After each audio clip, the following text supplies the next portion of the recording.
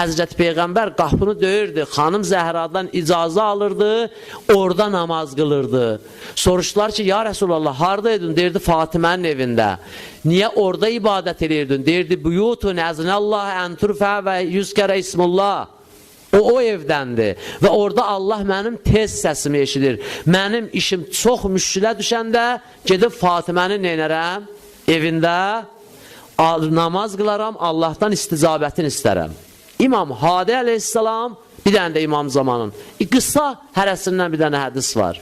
İmam Hadi əleyhissalam deyir, bizim şiələrimizin haçan dərdi çoxaldı, nə vaxt müşkilləri həddini aşdı, dünyanın müşkillərinin qarşısında aciz qaldı, Allah duaların qəbul olunmasına zəmanət verdiyi və icazə verdiyi evlərdə geçsinlər, otursunlar, neynəsinlər?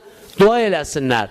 Soruşlar ki, Yəbnə Rəsuləllah, harada? Dedi, Kərbəlada. Dedi, Kərbəlada.